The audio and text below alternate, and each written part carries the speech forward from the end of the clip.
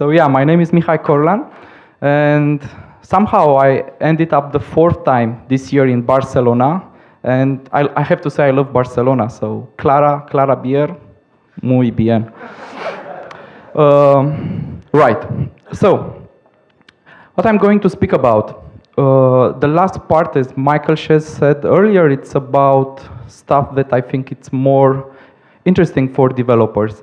So I'm going to talk about Edge code and brackets, an open source code editor from Adobe. I'm going to talk about Phonegap and Phonegap Build. And I'm going to show you a product that it's called Edge Inspect that streamlines mobile testing, basically. So the first one, it's Edge Inspect. I'm curious, like who here actually creates websites or web apps for mobile, not only for desktop? Can you raise your hand? Anyone here? Only 3, 4, 5 people. I guess here in Spain, we don't have smartphones, tablets. Have you seen an iPad? I have one, I can show you. I'm not kidding you.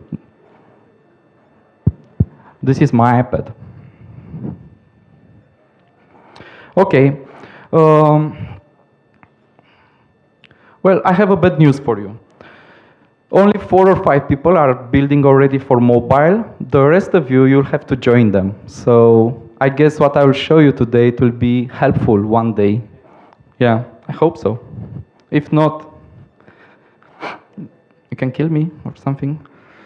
Okay, and by the way, I don't know if we'll have enough time to get questions about all these 3 different products. So if you have questions and you don't have a chance to grab me, just use my Twitter account, mcorlan. I'm checking like 100 times a day, and I will get back to you. I'm not kidding. Now I'm from Romania, so this is my backup. When my computer, I don't know, just dies, usually I have to do something to entertain the crowd for 30 minutes, 40 minutes. So I have something like this, and I sing and dance, and hopefully everybody has a good time. Now, let's see what is the problem that Adobe Edge Inspect resolves. So, when you will start to develop for mobile, actually you will continue to do most of your work on your desktop. So, you're going to use your favorite IDE or text editor, I don't know, Sublime, maybe Dreamweaver, VI, and so forth. And you're going to test most of the time your website or web application actually using your favorite browser, right? And the debugger, developer debugging tools like Firebug and so forth. But because you are actually targeting a very good mobile experience as well, you'll have at some point to test your code on a mobile, right? A tablet or a mobile phone. And this is where the problem starts, because let's be honest, if you develop for mobile, it's a really big pain in the ass. I mean,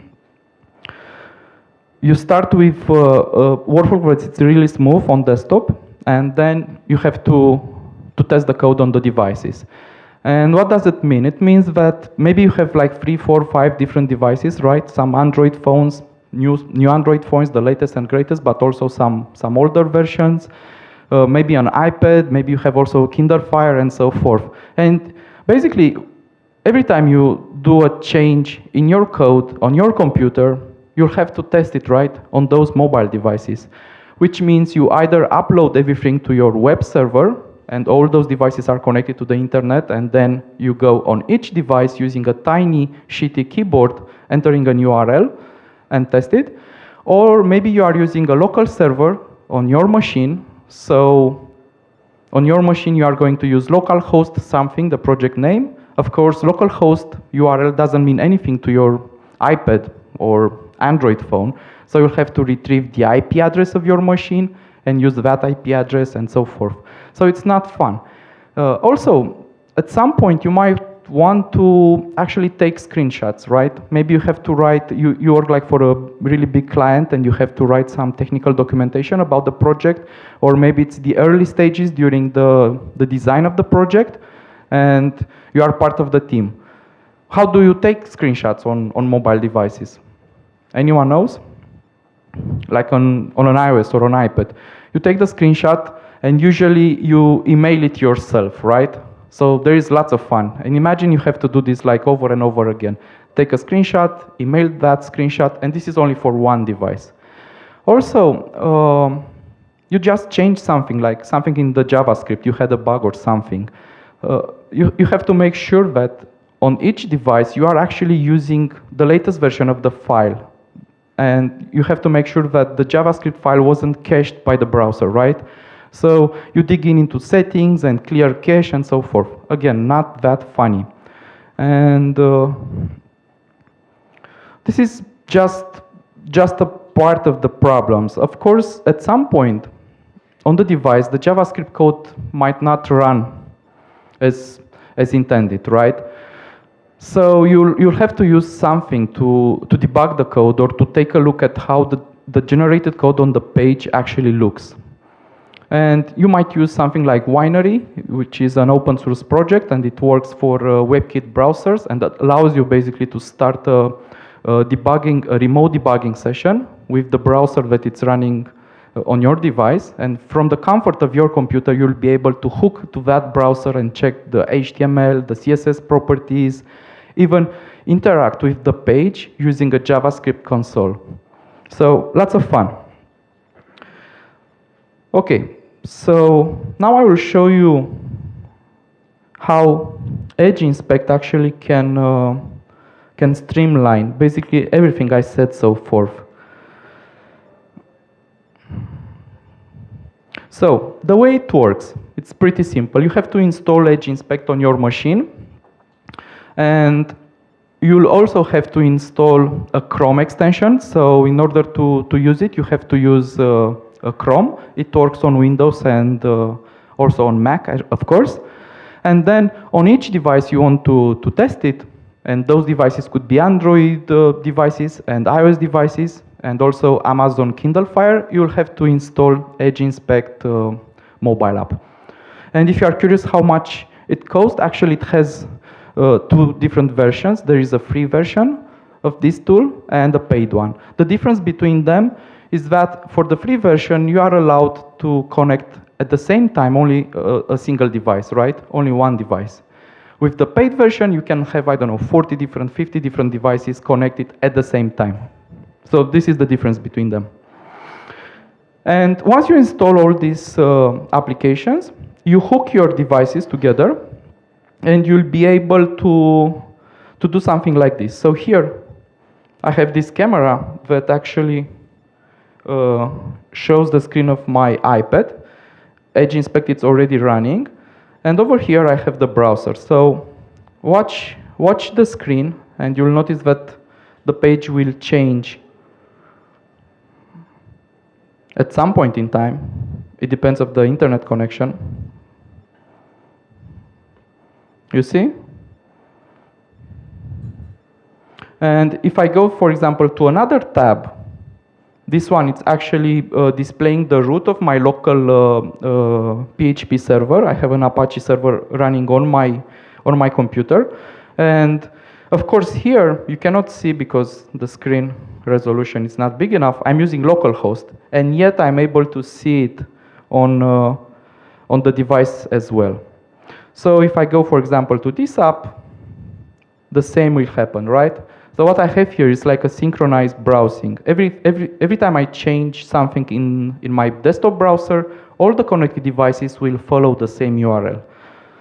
And I can test the code here. Okay, everything works. Let's see on the device itself. And it works as well here. It even works with single page apps, right? So you might use the hashtag in order to change the state of your application. And I have such an application here. Okay, it was loaded. And you can see that it was changed. And I can also actually start a remote session. So let me find the icon. From the Inspect Chrome extension, I can choose for what device I want to start a remote debugging session. And I'm going to choose the iPad. I have only one device.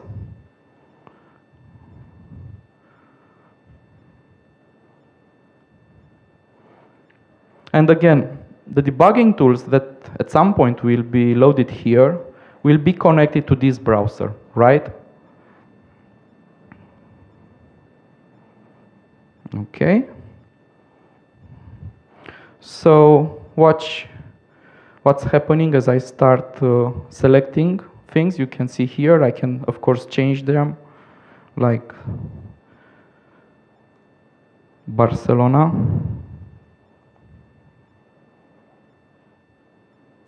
You see? It changed.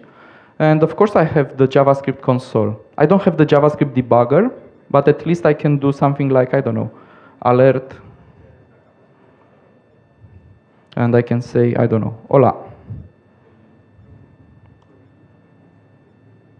You see?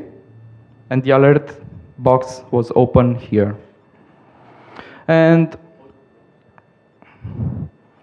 earlier I was telling you about the ability to take screenshots. So suppose I want a screenshot of this page. All I have to do is actually to go here and press this button. And the screenshot will be taken from the device, and the picture itself, the JPEG file, will be downloaded to my computer. And if you are like me and you keep forgetting where the important folders are, all I have to do is to press this button, and the folder where the screenshots are taken, it's open. So what is in this folder?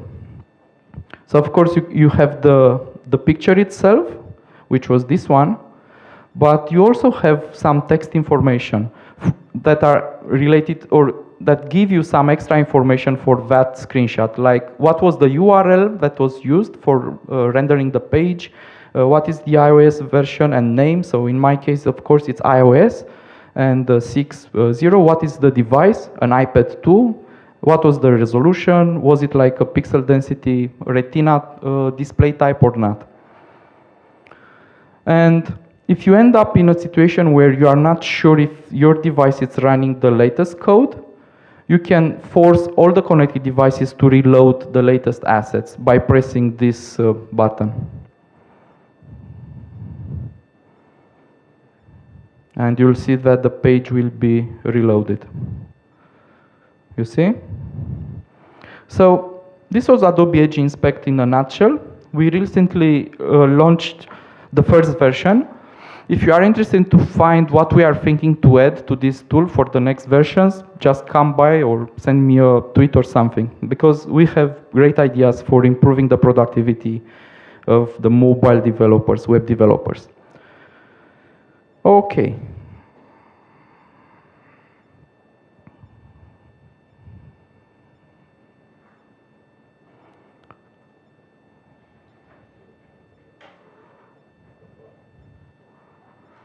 Now, let's talk about brackets and edge code. So,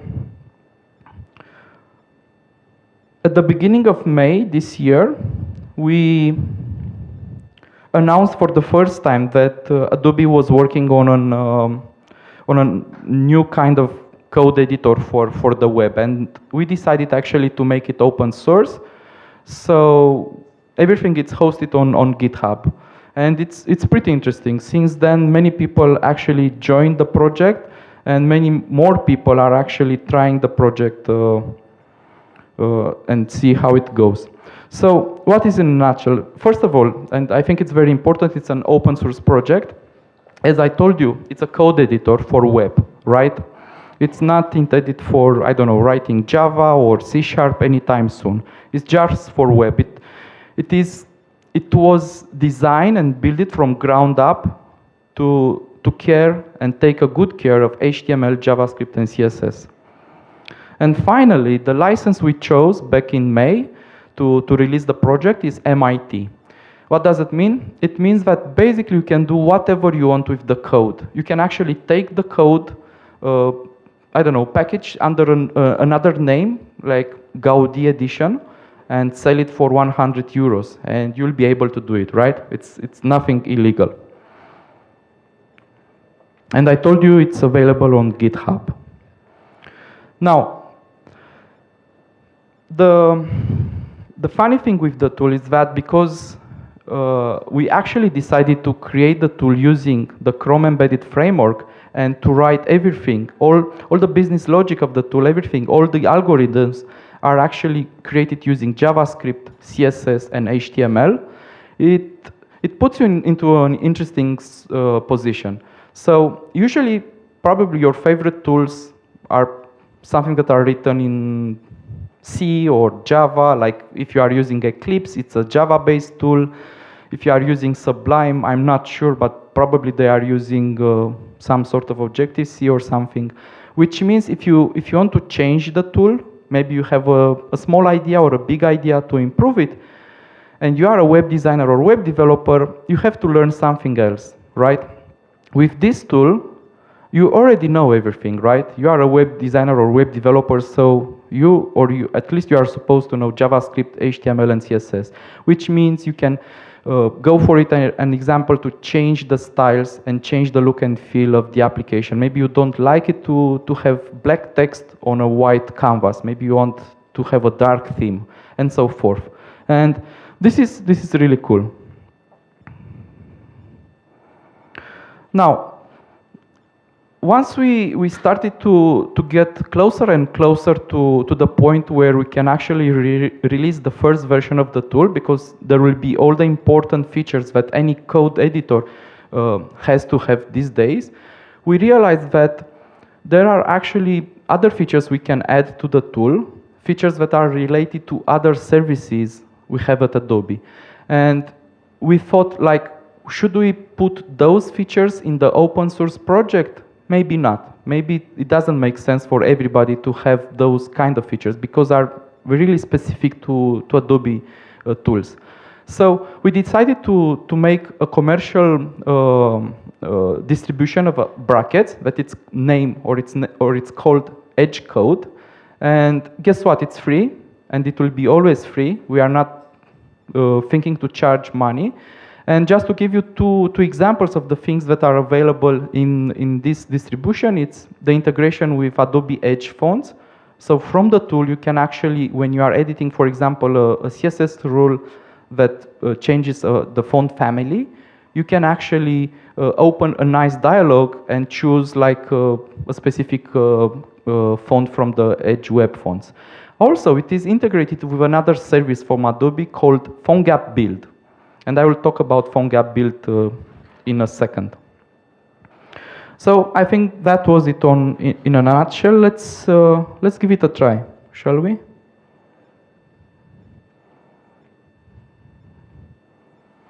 So this is the tool. Oh, it doesn't look spectacular, but there are some nice touches. So for example, I have here, obviously it's an index HTML file, right?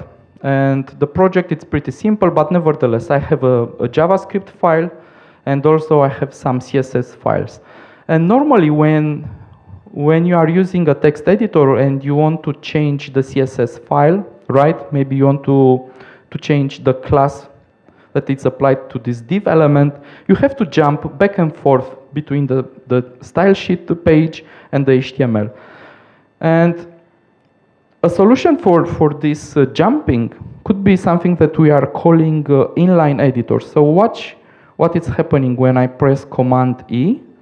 Basically, all the styles that are related to this class name are brought inline. And guess what? I can change the slide, the styles from here. Also, notice that as I hover a color, I have a preview, right? So it's easier to guess what was the color. So for example, I can change to some gray shade, and if I go to the styles CSS, you can see that the color was changed as well here. And I can have multiple inline editors. So back in my style CSS, I have a rule that applies to P elements, right? So I can open up for these guys again, Command D, and I have the rule here. And I can go back and forth. Another interesting thing that we added, and we think it's pretty cool, it's something that it's called live development. So let me try to minimize a bit. And so what it does, it opens the page, and if Michael is not here anymore, this was a dedication to Michael. What I can do is actually start changing the code, the CSS code, and it should change in real time. You see here, the color? Keep an eye on this one. So I don't know, let's make it red. And I didn't even save the page. So remember, everything you see here, it's actually running inside of a Chrome browser, and this browser is connected through this to this browser through the debugging APIs. So it has the capability to inject new things in the page without having you to save the page and go here and reload. And this is another something interesting feature. You have also preview for pictures. And this was something that was actually created by somebody from the community. So it's not an Adobe engineer, it's somebody from the community.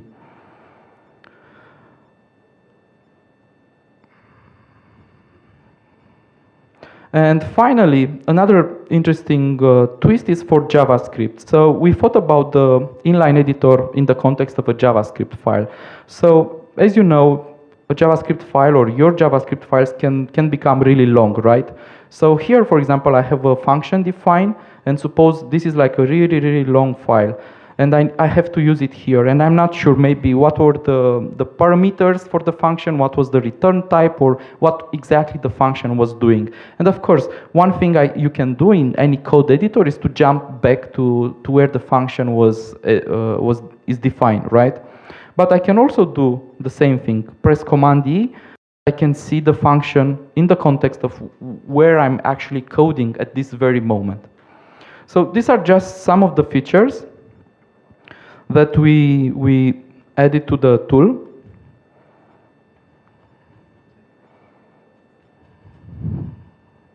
So this is the web fonts, Edge web font support. This is something I will be talking later. It's the integration with Phonegap Build.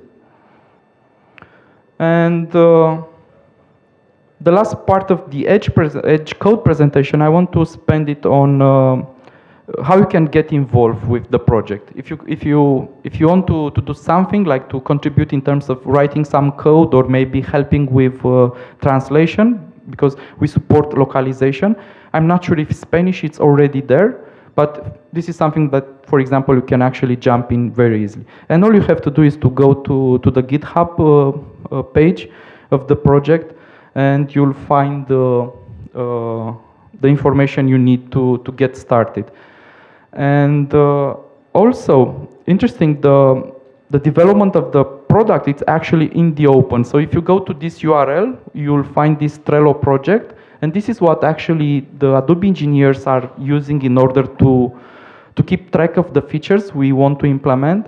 And you can have a sense of what will be implemented in the next sprint. The whole team uses an agile approach. So basically every 12 days, every 12 working days, there is a new release with new features or bug fixes, right? And if you decide actually to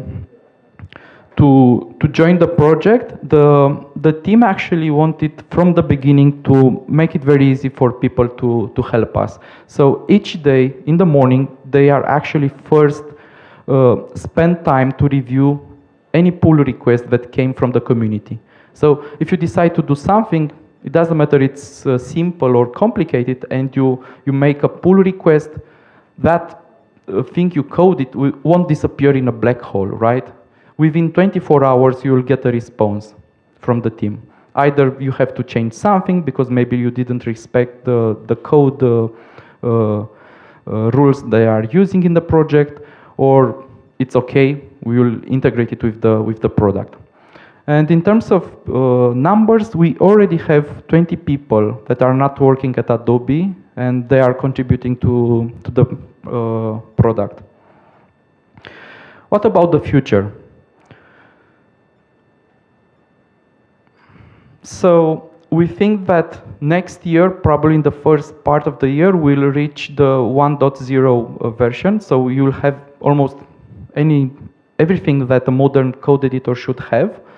And from there on, we are thinking maybe we should make it possible to use this code editor, embed it into an existent website. Like you can imagine a WordPress blog and having another editor for writing the code snippets you want to talk about in your blog post, right? You may, I don't know, write something about Mustache.js or Backbone or something. Instead of using the default editor that comes with WordPress, you might use something like brackets. Or imagine having the editor also working on an iPad. So you might be able to, while commuting or, I don't know, being stuck in a plane, to do some work. So this is about the future. Here are some links if you want to get started with the project. The team stays on an IRC channel, brackets on Freenode. They are using the brackets Twitter account. And this is it pretty much. So let's move on. I could use a Clara, really. Now, I'm curious, who here actually knows what Phonegap is? Can you raise your hand? If okay, a couple of people. And anyone actually try to create a Phonegap application? It doesn't matter. Could be a Hello World or could be like, okay. And anyone actually published the app to the stores? Okay. It was for iOS, Android? Android. Okay. That's fair enough. So we can actually move faster. So spend the night here. Now, where Phonegap stays when it comes to mobile development. I think there are only 3 different ways to build applications for mobiles today. You can either use web technologies and create a web app that will going to run inside of the browser of that mobile device, and this is pretty cool, right? You probably most of the times you'll be able to reuse the same thing that works on a desktop browser for a mobile browser, and you are done. But the problems start when you want to use something that is specific to the mobile device. Like maybe you want to use the geolocation, the accelerometer, or the gyroscope, or maybe you want to integrate with the contact list. And guess what? From a browser, you are not allowed to tap into any of these features. So this is the reason why. This is the reason where many people are actually forced to go to the native way. And this is the second way of building mobile apps, right? You are going to use the native stack for each platform. Objective-C in the case of iOS, Java, and so forth. Which is great because you can actually squeeze the most out of that platform, being in terms of performances or being in terms of the latest and greatest APIs. But then again, obviously, you'll have a problem when you want to have the same application running on a different platform. Let's say you started with iOS, and at some point you want to have Android version. You'll have to code everything using something different. And if you want to go on Windows phones, the whole thing starts again, right? With another language and another device. And this is where the hybrid apps jump in. So basically a Phonegap app, it's something that it's called recently, or more recently, a hybrid app. And the hybrid apps are using a Chromeless browser to render the user experience, the UI. And most of the business logic of your application, it's written using JavaScript, CSS, and HTML. But it also allows you to write native code for some specific, or I don't know, some things that are really not possible to be implemented in JavaScript. Like, for example, maybe you want to use the in-app purchase mechanism on an iOS. Maybe you are building some sort of a game. For something like this, you might want to write a small piece of code that is native. Or maybe you are doing some really cool image manipulation program, like a mini Photoshop, and you need like a crazy algorithm to apply some really smooth and nice filter to the image. And you try to do it using JavaScript and maybe copying the picture into a canvas element, but the performance wasn't great, right? So in that case, you might actually think of implementing that algorithm in native. So this is how you get a hybrid app. Now I already told you 2 reasons probably to use Phonegap, because basically in most cases you'll be able to write the application once and to deploy it on an iOS device, Android device, Windows device, and so forth. The second one is, of course, because you are able to use web technologies. So if you are a web developer, you'll be able to reuse your skills. And just to make sure, the final package of what you are going to get using Phonegap, it's the IPA file, the APK file in the case of Android. So the installers you need to submit to the stores. So it's perfectly safe from this point of view. You'll get a mobile application that you can sell it through iTunes or Google Play or Amazon Market and so forth. What kind of application you can build? Well, this is like a really tricky question, but I think there is a hard line you can actually draw. If you want to build some very complex 3D game, I think the web is not ready today, at least on mobile devices. So you'll have to use the native approach, right? Like a shooter, or I don't know, something with cars, and the performance is not enough. But if you want to create a simple game, a social game or something, then it should be enough. It's also very productive, I think, if you have to create those type of applications that the enterprise love, where you have to consume lots of data and just make a nice visualization on those data, like lots of charts, lots of tables, and so forth, right? So for something like this, I think it's just perfect. And which brings me to the point, who is actually working on Phonegap? So besides Adobe, who actually bought the Canadian company who started the Phonegap project last year, there are also people from Microsoft. So they joined the project, for example, to make sure that Phonegap works really well on Windows mobile phones. RIM is also on board, and of course, people from IBM. What can you target? In a nutshell, you can target 7 different platforms. You have the names from Bada to iOS, from Android to WebOS, and so forth, and different versions for each one. In this table, you can see all the device APIs that are supported out of the box, which means that by writing and using a JavaScript API, you'll be able to actually use the accelerometer. You can use the camera to take pictures, to take videos. You can use the microphone to record sounds and so forth.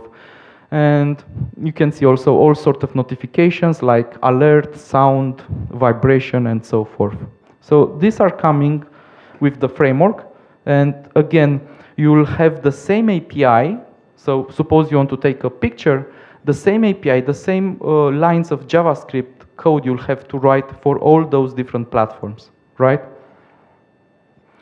At some point, you might need a specific functionality that it's not supported by the Phonegap, but it's available for native code that it's running on that platform. And the good news is actually you can create a plugin, or you can ask somebody who has the skills to create that plugin for you.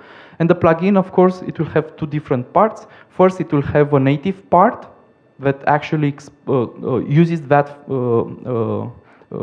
feature or facility.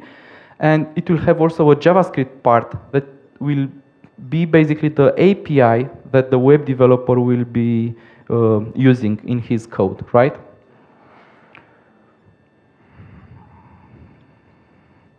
Who is using Phonegap? Another tricky question. There are many individuals who are using Phonegap, like small companies, freelancers, and so forth. But in general, for people, big names stick better. I mean, if I tell you that my cousin is using, it doesn't make a difference for you, right? So, as you can see, Salesforce, IBM, SAP. What is even more interesting is that last year, 4% of all the application submitted to and approved in the iTunes store were actually created using Phonegap, which is, when I found for the first time about this statistic, I was blown away. Like, I didn't thought that so many apps are actually created with Phonegap. And in terms of interest of the community for the Phonegap, lately we've seen like 100,000 downloads each month. So I don't know if there are 100,000 people, different people, but for sure there are 100,000 Phonegap downloads each month. How much time do I have ready?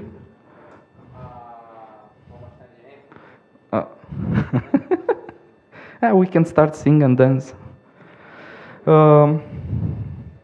Okay. Something like 5-10 minutes. 5-10 minutes, perfect. Okay, I'm curious, more like 5? Okay. What I want to show you is an example of Phonegap applications running on my tablet and phone. So, in case you haven't seen any Phonegap application, or you maybe see it but you didn't realize that it's Phonegap app, I have here the classic Wikipedia app.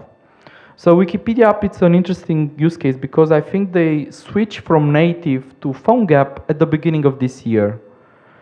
So they decided probably it is easier for them. I don't know exactly the reasons. I didn't talk to them.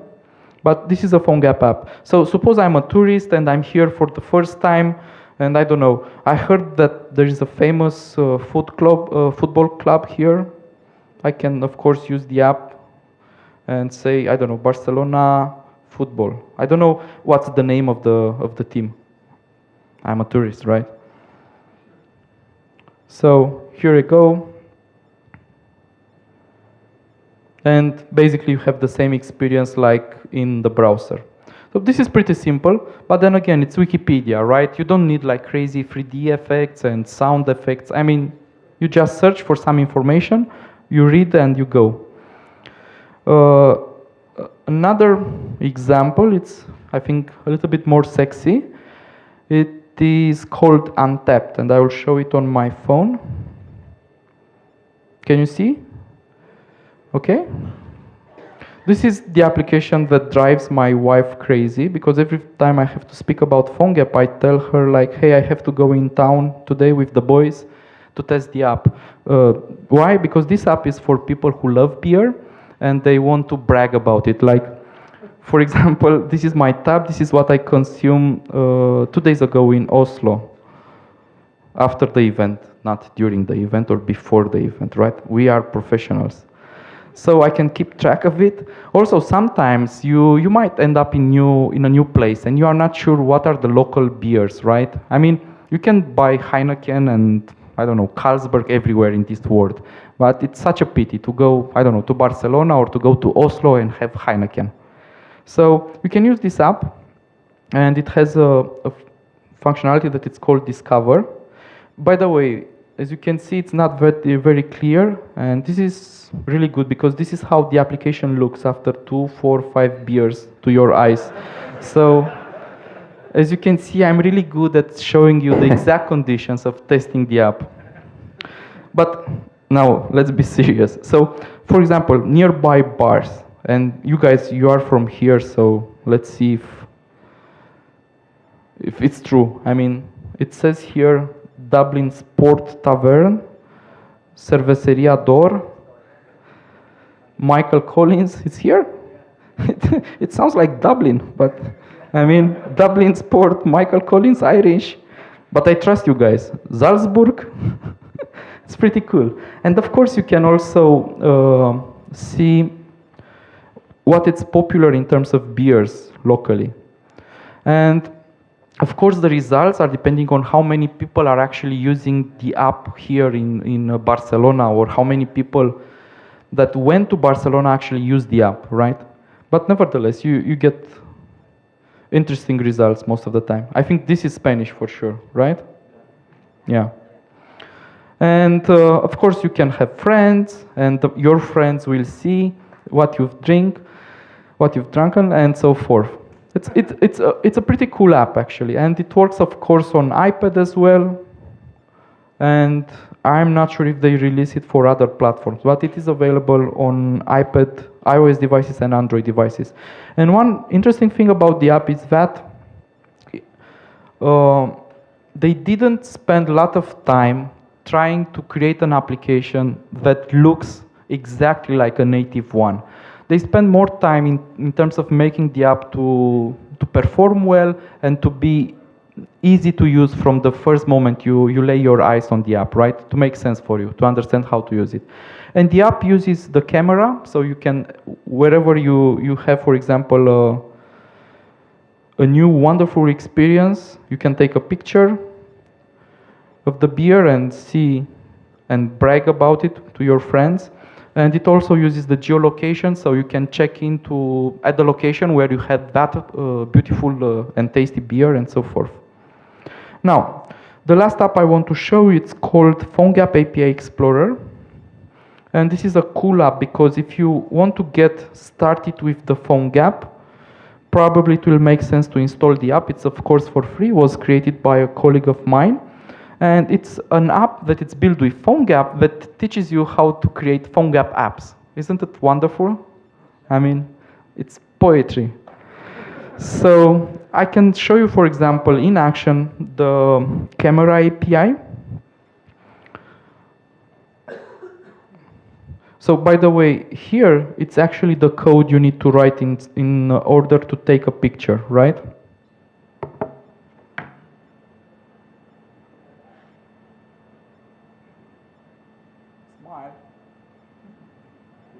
Okay, I took a picture of you and I can use the picture, and here is the picture in the context of my app. Or I can go again and take another picture, a black one. Okay? It's a simple app. It has all the supported built-in APIs, and it's a good way to learn the Phonegap. Now, the last part of my talk, and I hope to cover it really quickly, it's about building Phonegap apps. So first of all, what you can use for the UI, because it's clear by now, I hope. You use JavaScript, HTML, and CSS, but in terms of components, right? If you need list, if you need all sort of UI components. Well, the sad news is that Phonegap doesn't come with any UI library. So it's up to you to use whatever it makes sense to you. The good news is that you can, because of that, you can use anything. You can use Bootstrap UI, you can use from Twitter, you can use, I don't know, jQuery Mobile, Sencha, and so forth. There is only one thing you have to keep in mind. You have to test that that framework was also created with mobile in mind. I mean, if the framework was created only for desktop, there is a chance that it won't perform very well on mobile. Apart from that, you can use whatever you want. In terms of workflows, because again you are using HTML, JavaScript, CSS, you will be able to use your favorite workflow. If you are a VI guy or TextMate or I don't know, Eclipse guy, probably you'll continue to use the same IDE or editor. You'll continue to test probably most of the time the code using the browser, your desktop browser, and of course from time to time you'll also have to go and test the code on the device itself. In terms of creating the native installers, there are two different methods. The first one is to use the native toolchain for that specific platform. So suppose you target iOS, right? You want an app for iPad. You'll have to own a MacBook. You'll have to install Xcode. And then there is a Phonegap plugin for Xcode that you can download it for free, and you'll be able to bring your HTML files and JavaScript and CSS and package everything from Xcode. And it's the same story for Windows Phone, where you need, guess what, a Windows machine and Visual Studio. The only friendly one probably, or among the friendliest, is Android. You can have a Mac, you can have a Windows, and you can download Eclipse and so forth. And the second way is by using a cloud service that it's called Phonegap Build. And this is really cool because it works on any computer. So you can have a Linux, you can have a Windows, you can have a Mac. all you have to do is either to make a zip with your files, and you'll be uploading that zip file, or you can actually provide a Git URL to a GitHub repository, and our servers will retrieve the content of that repository, crunch the numbers, and give you the native installers for 6 different platforms. Isn't it cool? And guess what? There is a free version as well. Okay, so this is really the last part. I will show you very quickly how easy it is to... We have 30 seconds. 30 seconds. I think I can do it. Maybe I can give you back 10 seconds. I don't know. So I will go to my account, build. Come on, build Phonegap. Okay, it's loading, and while it's loading, let's go to my GitHub account and grab an URL for an application. So copy link, go back here, new app, paste the URL here.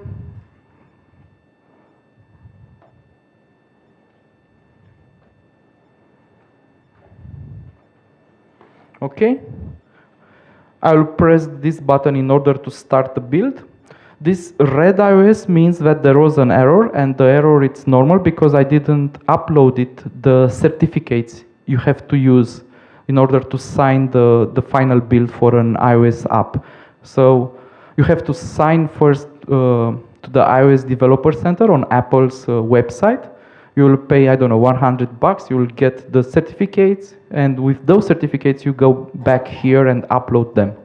But for Android, as you know, you can actually get away with a self-signed certificate. So it is still crunching the numbers, and when you are ready, all you have to do is to use a bar scan app on your device to scan the QR code.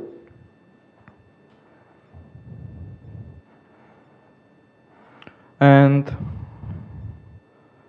this will open up the browser. The app is downloaded behind the scene. And at some point,